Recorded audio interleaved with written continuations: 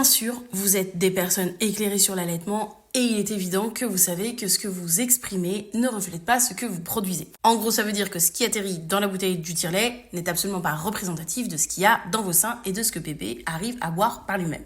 En moyenne, si vous êtes sur un allaitement exclusif, vous pouvez espérer exprimer la moitié de ce qu'aurait contenu une tétée normalement. Et ce, si vous tirez entre chaque tétée, d'accord ?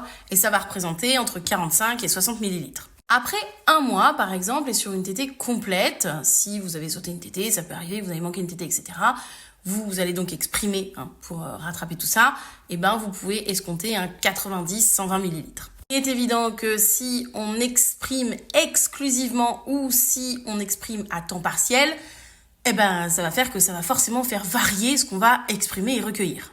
Oui, quand je parle d'exprimer, je parle de tirer, mais je déteste parler de tirer son lait.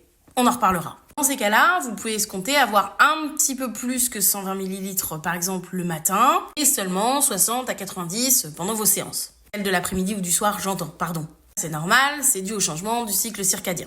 Encore une fois, en fait, je pose des chiffres là pour que ce soit un peu des repères, mais en vrai, on s'en bat les boobs complets. Puisqu'encore une fois, ça va varier d'une femme à l'autre, suivant votre mode d'expression, comment vous avez votre routine, etc., etc., etc.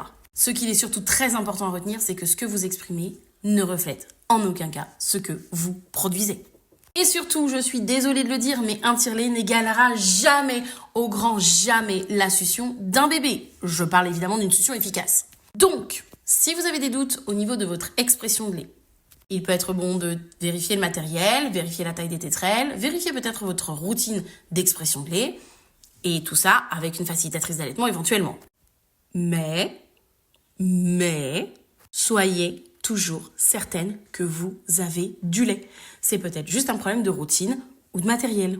Vous avez ce qu'il faut à l'intérieur du dedans.